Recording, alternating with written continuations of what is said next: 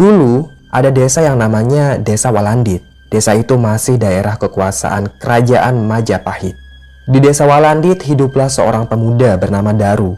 Umur Daru saat itu sekitar 25 tahunan.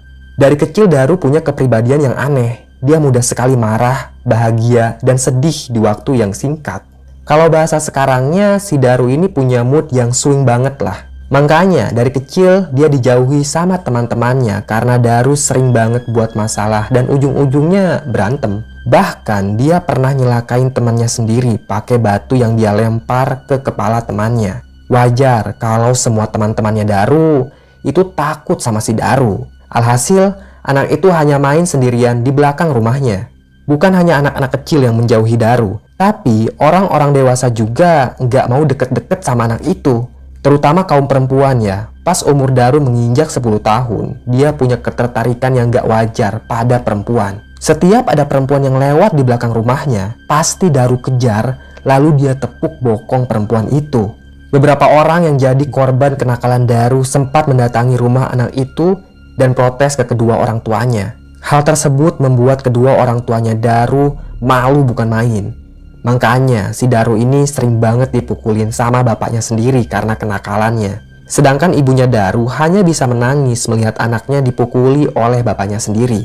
Saat umur Daru menginjak 20 tahun, bapaknya meninggal karena sakit parah. Semenjak saat itulah, Daru hanya tinggal bersama ibunya. Ibunya Daru berprofesi sebagai petani karena saat itu memang lahan pertanian sangat subur. Oh iya, perlu teman-teman ketahui kalau Daru dan ibunya hidup pada masa di mana Kerajaan Majapahit sudah mengeluarkan uang kepingan. Uang kepingan itu bernama gobok atau pisis yang dijadikan alat transaksi resmi pada masa itu. Kebetulan yang memimpin Kerajaan Majapahit saat itu adalah Hayam Wuruk. Jadi Kerajaan Majapahit sedang dalam masa keemasannya. Kembali ke cerita si Daru. Di umurnya yang ke-25 tahun, Daru masih saja berperilaku tidak wajar. Teman-teman sebayanya sudah mulai bekerja di pertanian, atau ada juga yang berdagang di pasar. Tapi si Daru kerjaannya hanya mengejar-ngejar wanita dan menepuk bokong mereka. Sudah tidak ada lagi wanita yang berani lewat di rumah Daru. Hal itu membuat Daru harus berusaha lebih keras lagi untuk memuaskan hobinya. Dia pun memakai strategi baru, yaitu bersembunyi di balik pohon besar, tepatnya di jalan setapak yang menuju ke sungai. Biasanya, setiap pagi dan sore para wanita akan melintas di jalan itu. Dan saat itulah Daru muncul, lalu mengejar mereka. Wanita-wanita itu pasti teriak dan lari ketakutan saat melihat Daru. Aksi Daru bukan hanya sampai di situ. Dia juga sering sembunyi di balik semak-semak di pinggir sungai untuk mengintip para wanita yang sedang mandi. Pernah sekali dia ketahuan dan langsung dilempari batu oleh para wanita itu. Daru memang meresahkan masyarakat, tapi dia masih dibiarkan berkeliaran di desa. Belum ada orang yang melaporkannya ke kerajaan. Ketertarikan Daru bukan hanya pada wanita saja. Dia juga sering usil pada anak-anak sehingga membuat ibu dari anak-anak itu marah pada Daru. Ibunya Daru yang bernama Mbok Rumi berkali-kali menasehati anaknya itu. Tapi Daru ini orangnya memang susah diomongin. Dia memang sangat terobsesi pada wanita. Sebenarnya Mbok Rumi ingin sekali menikahkan anaknya itu. Tapi nggak ada satupun wanita yang sudi menjadi istrinya si Daru. Di antara wanita-wanita yang pernah Daru tepuk bokongnya, ada satu orang yang sangat membuat Daru jatuh cinta. Wanita itu bernama Anesa. Rumah Anesa nggak jauh dari rumahnya Daru. Makanya Daru juga sering banget duduk di atas tanah tepatnya di depan rumah Anesa. Kadang dia nunggu wanita itu dari pagi sampai sore. Kalau udah kayak gitu, Anesa pasti ketakutan dan dia pasti ngumpet aja sepanjang hari di rumahnya. Berkali-kali ibunya Anesa sudah mengusir si Daru, tapi kayaknya si Daru ini gak takut sama ibunya Anesa. Dia hanya takut sama bapaknya. Kalau bapaknya Anesa pulang dari ladang, pasti Daru ketakutan. Karena saat itu juga bapaknya Anesa pasti mengacungkan golok untuk mengusir si Daru. Nah, saking terobsesinya si Daru ke Anesa, pernah suatu malam si Daru mengendap-endap ke belakang rumahnya Anesa. Dia berhasil mencungkil pintu belakang rumah itu. Daru pun masuk ke dalam rumah Anesa. Dia pelan-pelan mengintip Anesa dari celah bilik. Laki itu benar-benar ngiler pas ngeliat kemolekan tubuhnya si Anesa. Tapi kali ini bukan Anesa yang dia incar, melainkan kain yang sering digunakan oleh wanita itu. Daru pun menggeledah rumah Anesa dan berhasil menemukan beberapa helai kain yang sering digunakan Anesa. Untung saja kedua orang tuanya Anessa saat itu lagi tidur nyenyak, sehingga mereka tidak menyadari kedatangan Daru. Sebelum Daru keluar dari rumahnya Anessa, dia sempat mengendus-endus kain yang sering digunakan oleh wanita itu. Kainnya masih beraromakan tubuh Anessa. Setibanya di rumah, Daru langsung tidur sambil terus memeluk kainnya Anessa. Dia sudah tergila-gila pada wanita itu. Keesokan paginya, warga pun geger karena rumah Anessa kemalingan. Jelas saja keluarga Anessa curiga kalau Darulah malingnya. Karena yang hilang itu hanya kainnya Anessa.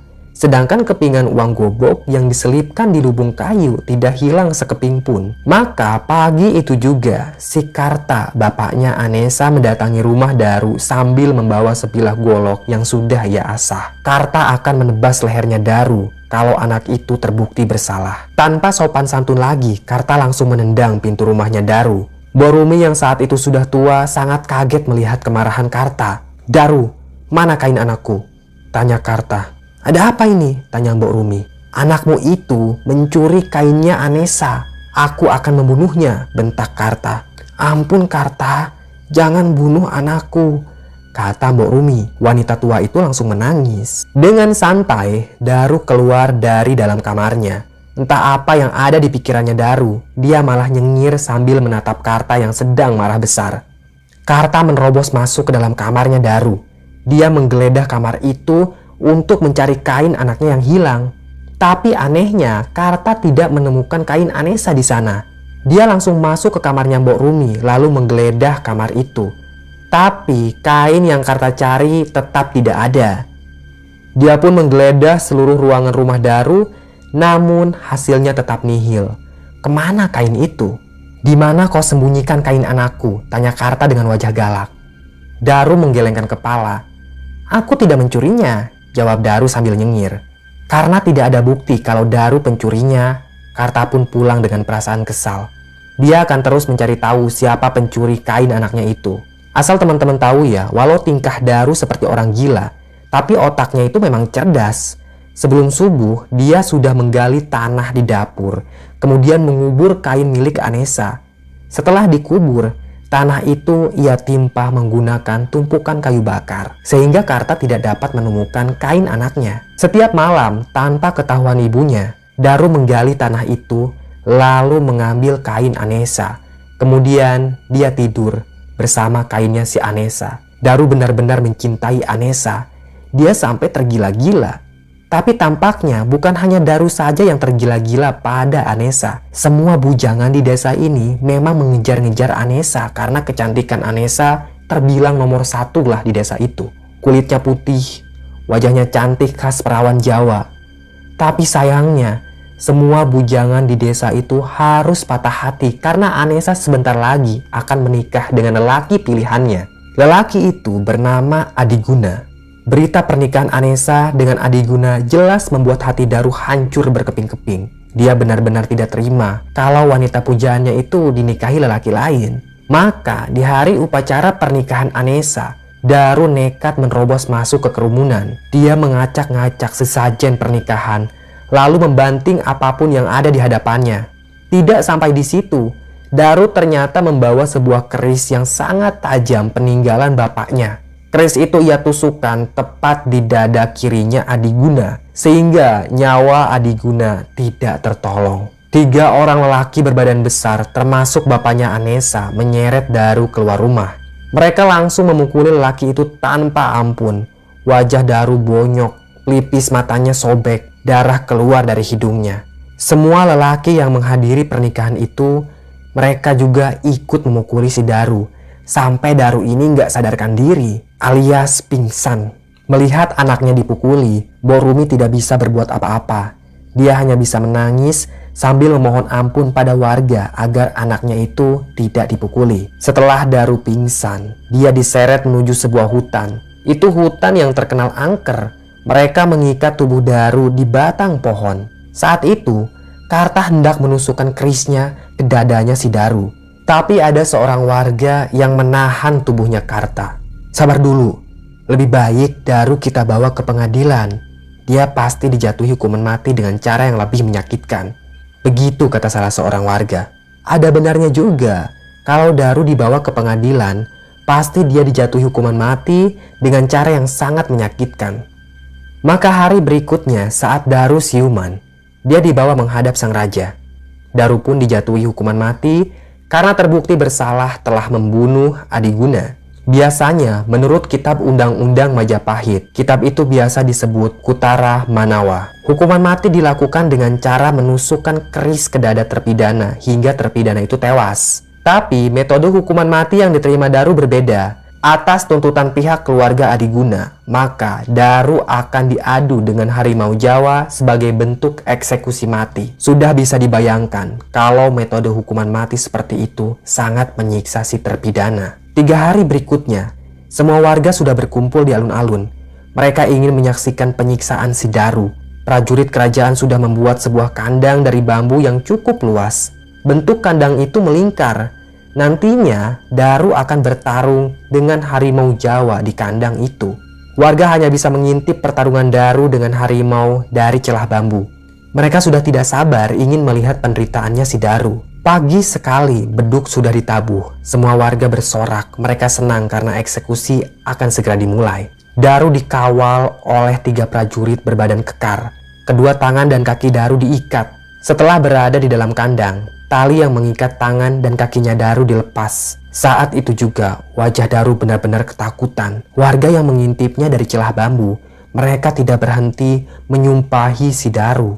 3 prajurit keluar dari kandang. Pintu kandang ditutup rapat. Di sudut sebelah kanan, ada 2 pintu kandang tempat harimau Jawa dikurung. Seorang petugas berdiri. Dia membacakan putusan hakim yang menjatuhi Daru dengan hukuman mati. Pembacaan putusan itu sangat singkat dan jelas. Beduk pun ditabuh kembali. Daru semakin ketakutan saja. Perlahan, 1 pintu kandang harimau Jawa dibuka. Seekor harimau Jawa keluar perlahan dari dalam kandang itu. Daru mundur beberapa langkah. Dia tidak tahu apa yang harus dilakukannya. Lagi pula, sangat mustahil Daru bisa mengalahkan harimau Jawa itu. Tak lama kemudian, saat harimau itu menyadari targetnya bergerak mundur, harimau itu langsung lari menerkam si Daru. Daru kaget.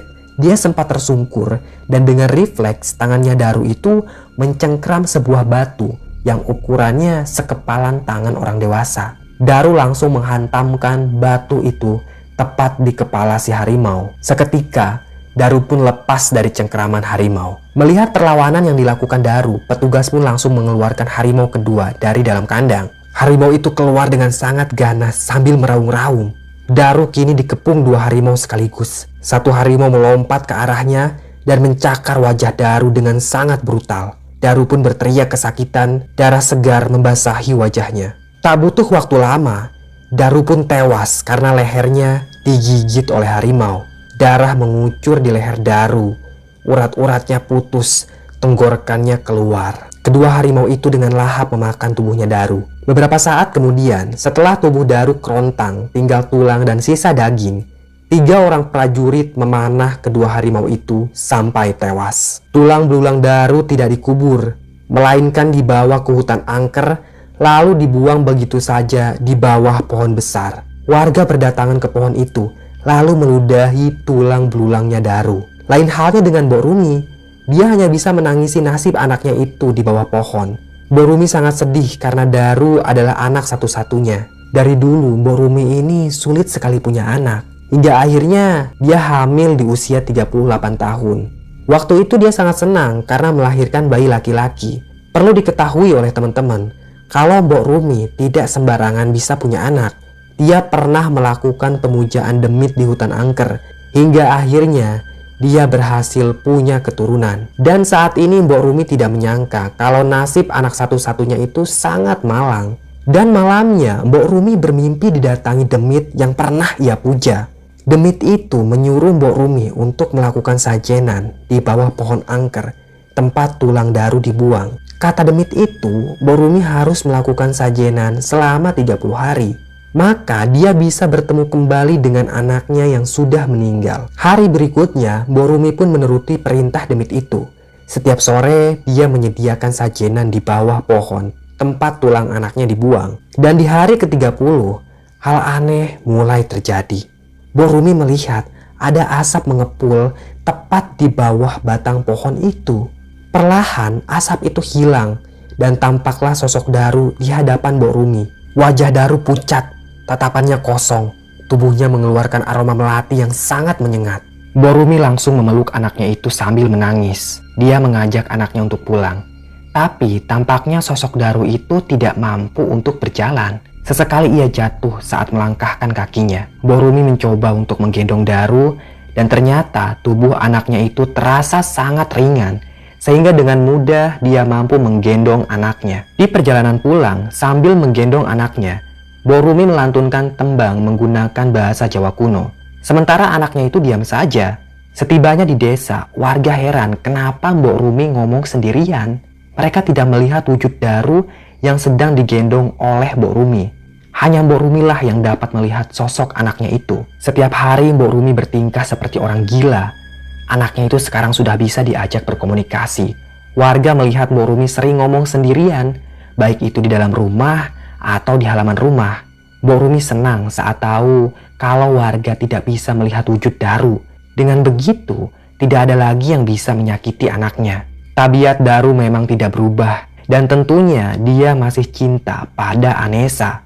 Maka di suatu malam, Daru masuk ke dalam rumahnya Anesa. Saat itu seperti biasa, Anesa sedang tidur dengan sangat nyenyak. Daru yang sekarang memang sudah menjadi demit, dia bisa menembus rumah Anesa dengan sangat mudah. Karena tidak kuat melihat kemolekan tubuh Anesa, Daru pun menyetubuhi perempuan itu. Anesa tidak merasakan apapun. Dia hanya bermimpi dikejar-kejar oleh makhluk yang berbadan besar dan penuh dengan bulu-bulu hitam yang lebat. Bukan hanya sekali dua kali Daru datang ke kamarnya Anesa. Daru melakukan hal bejat itu selama 30 hari berturut-turut hingga akhirnya Anesa hamil. Kedua orang tua Anesa kaget saat mengetahui anaknya hamil. Perut Anesa semakin hari semakin besar. Dia sempat dimarahi oleh kedua orang tuanya karena sudah mempermalukan keluarga. Berkali-kali Anesa memohon ampun pada kedua orang tuanya itu.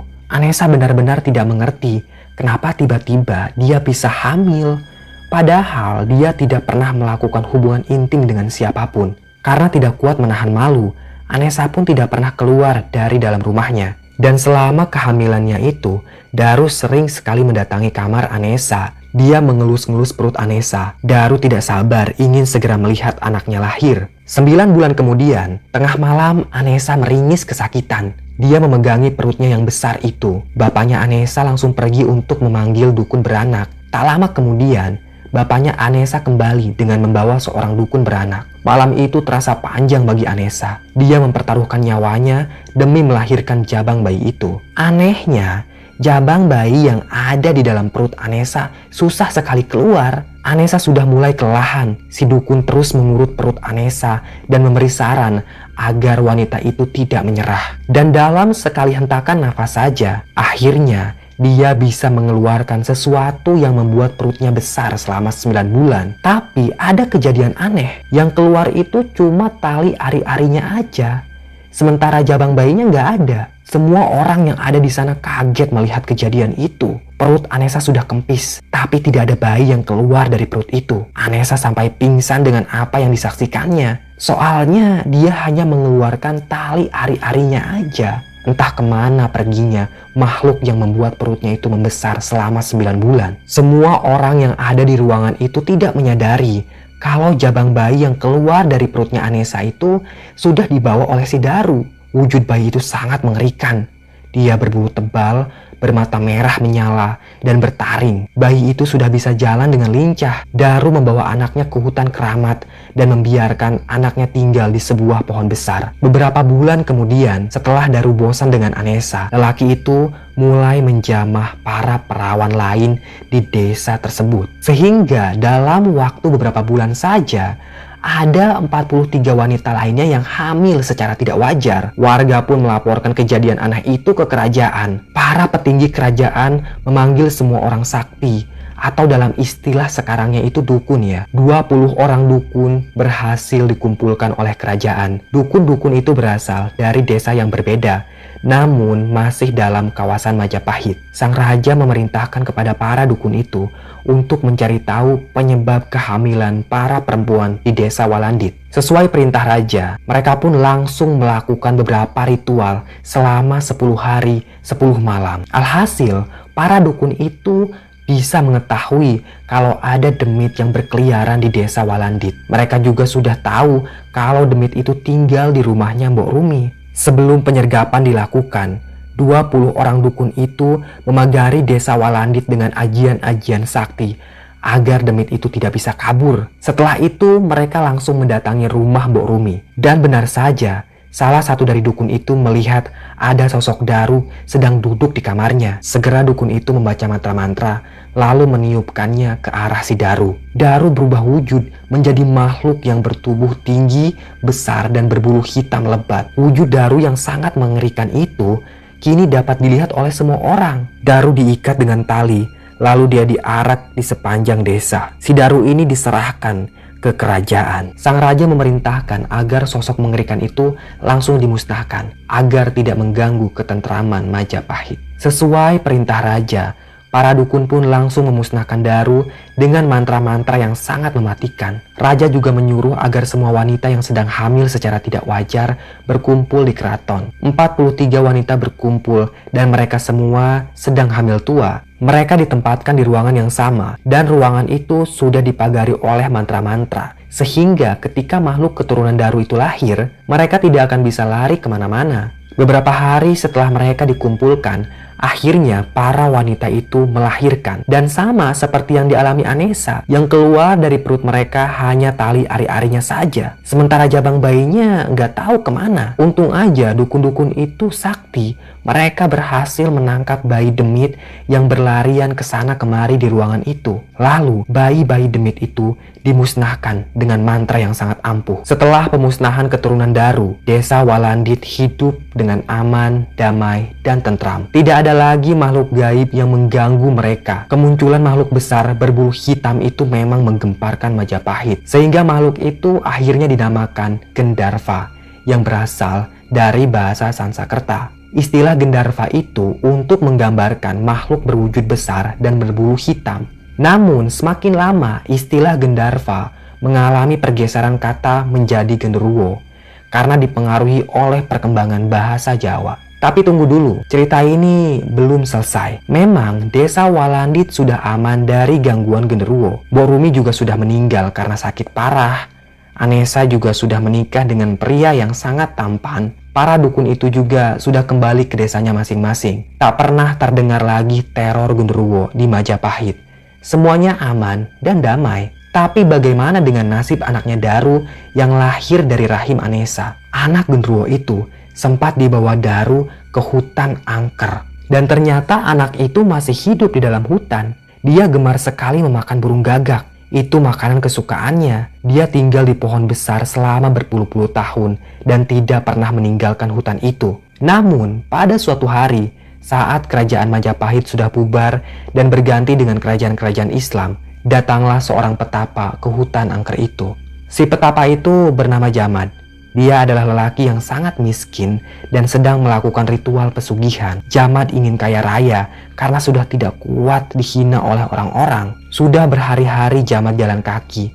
Dia dapat petunjuk dari guru spiritualnya untuk mendatangi hutan ini dengan membawa sate burung gagak. Kata guru spiritualnya itu, nanti Jamad akan bertemu dengan genderuwo di hutan ini. Dia pun duduk sila di depan sebuah pohon besar. Saat itu hari sudah mulai gelap. Jamad mengeluarkan sate gagak dan mulai membaca mantra-mantra yang diajari oleh gurunya. Tak lama kemudian, terdengarlah suara raungan yang sangat mengerikan. Samar-samar muncul sosok genderuwo di depan pohon itu.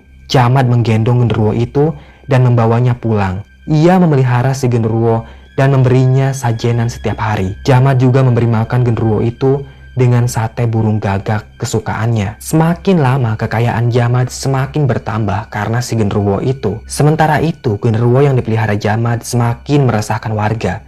Kini genderuwo itu sudah mengenal nafsu pada wanita. Seperti kata istilah, buah jatuh memang tidak akan jauh dari pohonnya. Genderuwo itu memang mewarisi tabiat Daru yang gemar meniduri wanita. Tak jarang, genderuwo peliharaannya Jamat itu merubah wujudnya menyerupai suami orang demi meniduri seorang wanita. Semakin lama, keturunan genderuwo semakin banyak dan menyebar ke seluruh Pulau Jawa. Orang-orang biasa melingkari rumahnya dengan garam yang sudah dibacakan mantra agar genderuwo itu tidak masuk ke dalam rumah. Sehingga yang bisa para genderuwo itu lakukan hanya menggoda orang-orang yang lewat di tempat-tempat angker seperti pohon. Dan terkadang para genderuwo itu menepuk bokong wanita kalau ada kesempatan. Selesai.